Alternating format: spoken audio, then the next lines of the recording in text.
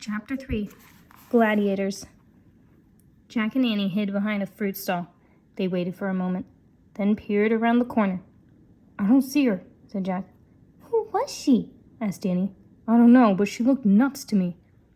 "What's the book say about her?" said Annie. "She won't be in there," said Jack. "Just look," said Annie.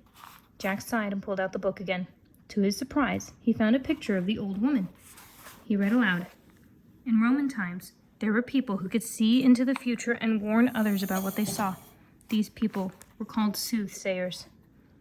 "See, she wasn't nuts," said Annie. "She was giving us a warning, just like my nightmare." "Don't pay attention to that stuff," said Jack. "Soothsayers are from olden times. People from our time don't believe in them." "Well, I do. I'm sure something bad is about to happen," said Annie. Jack sighed. "Come on, we have to keep going. We have to find the lost library. Then we'll leave at once." "We'd better," said Annie. They left the fruit stand and kept walking through the forum. Soon they came to a large building. Crowds were streaming in and out of it. "Is that a library?" said Annie. "Let's look," said Jack. He looked in the Roman book. He found a picture of the building and read, "Most people in Pompeii did not have a bathtub at home, so they went daily to the public baths. Not only did people wash at the baths, but they also swam, played sports, and visited with their friends." "That sounds like going to the pool," said Annie. "But it's not a library." "Let's keep walking." They kept walking until soon they came to a fancy building with large columns. "Is that a library?"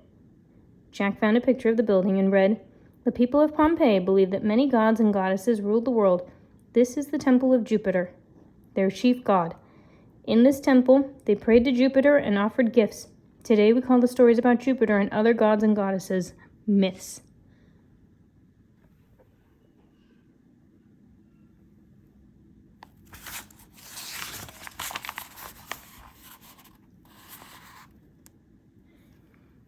"My teacher read myths to us," said Jack.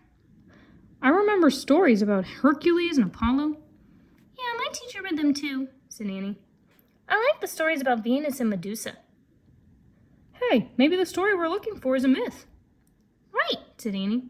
"Come on, hurry, let's keep looking." They left the forum and turned into a wide street. Jack gasped. In front of them was an incredible sight. Tall warriors with huge muscles were walking in a line. They wore fancy helmets and carried heavy shields. "Soldiers," thought Jack. Then he saw that the warriors' feet were chained together, and guards walked with them. "Gladiators," he whispered.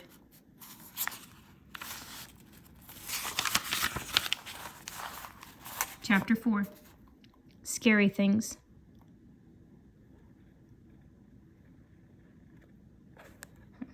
Weird. Jack pulled out his book and found a picture of the strong men. He read aloud. Gladiators were slaves or criminals who fought in the amphitheater. They were forced to fight each other or wild animals like lions or bears. The people of Pompeii thought a gladiator fight was great fun. "That's not fun," said Annie. "No wonder I think it's weird here." "No kidding," said Jack. "That's not like our time at all." Jack and Annie watched as the guards led the gladiators away. They went toward a building that looked like an outdoor stadium. "That must be the amphitheater," said Jack. "Let's check it out." "Oh, all right, but it's not a library," said Annie. He and Annie started up the street toward the amphitheater. A large crowd had gathered near the entrance. Men and women cheered as the gladiators marched inside.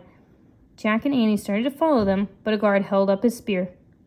"No children allowed," he said stiffly. "Run along now." "Yes, run along. Run for your lives," came a raspy, hissing voice. Jack and Annie whirled around. It was the soothsayer. She was waving her bony fingers at them. "Oh no, her again," said Jack. "Let's get away from here." He started to take off. "Wait," said Annie. "I want to talk to her." "Are you crazy?" said Jack. But before he could stop her, Annie ran up to the soothsayer. Jack watched from a distance as the woman talked to Annie. "Jack, come here quick," called Annie. "Oh, brother." He sighed and went over to Annie and the soothsayer. "Tell him," said Annie. The woman fixed her gaze on Jack. "All the streams of Pompeii have dried up," she said. "Remember the stream near the olive grove?" said Annie. "So what?" said Jack. Maybe they just need rain. No, said Annie. There's more scary things. Tell him. All the birds have flown away, the soothsayer said. Jack just stared at her. She said all the rats left too, said Annie, and the cows are making strange noises. But why? Said Jack. The sea is boiling hot, the old woman said, and the ground shakes and speaks. See, I told you, Annie said to Jack. But why are these things happening? Jack asked the soothsayer. Because the end is near, she whispered hoarsely. We have to leave now, said Annie. What about the library? Said Jack. What library? The soothsayer asked. Show her the story title. Jack pulled the piece of paper from his bag. He showed it to the Latin writing to the soothsayer. A book with this title is in the library in this town, he said. So? Said the old woman. So, we have to save it, said Annie. She pulled out her secret library card. The soothsayer stared for a moment at the card and the shimmering letters on it. Then she smiled warmly at Jack and Annie. Yes, I understand now. The only library I know is in the house of Brutus. She pointed to a large villa at the end of the street. Look there, quickly. Will Brutus mind? Said Jack. Brutus and his household are all in Rome. That is merely their vacation villa, the soothsayer said. But we can't just go in and take something of theirs, said Jack. The old woman shook her head sadly. After today, there will be nothing left of Pompeii. Nothing at all. Jack felt a chill go down his spine. Go and get what you came for. Then leave at once, said the soothsayer. Thanks, said Jack. He grabbed Annie's hands. Come on. Thanks, Annie called to the old woman. You should leave too, she added. Then Annie and Jack started running to the vacation villa. They ran as fast as they could. Chapter 5. Books, books. Jack and Annie ran up to the front entrance of the villa. Jack pushed the door open. Go in, hurry, said Annie. They slipped into the main hall. Hello, Annie called. There was no answer. The place seemed empty. The main hall had a large opening in the ceiling. Below it was a small stone pool filled with water. Jack looked at it carefully. Oh, I bet rain comes through the hole, said Jack. Then it lands in that pool so they can use it for their water.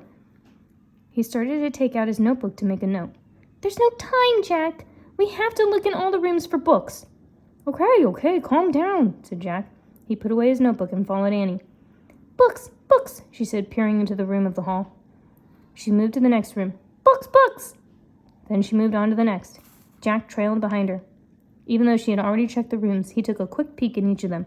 He wanted to see what a house in Roman times looked like. He'd write notes later. The first two rooms had wooden beds. The walls had pictures painted on them. The floors were covered with tiny pieces of colored stone. The third room had a low table with silver dishes on it. 3 sloping couches were placed around the table. The couches were covered with pillows. This must be the dining room, said Jack. People from Roman times laid down on couches while they ate. Did you know that? He looked for Annie. Where was she? Jack, come here, Annie called. Jack followed her voice. She was in a garden off the dining room. It had a stone patio, palm trees, and grapevines. In the middle of a pond was a mermaid fountain. Goldfish swam in the water. Look, there's another room, said Annie. She moved to the door of a room off the garden. She opened the door and peeked inside. Jack looked with her. Along the walls of the room were long shelves with rolls of paper on them. Rats, said Annie. No books. She closed the door. No books in this whole villa. Let's get out of here. Wait a minute, said Jack. I have an idea. He pulled out his book on Roman times. He found a section called Writing. He read, Romans used pens made of small reeds. Their ink came partly from the black ink of octopus. They wrote their books on scrolls of papyrus. Aha, said Jack. That's a library of scrolls. I bet our ancient lost story is in there.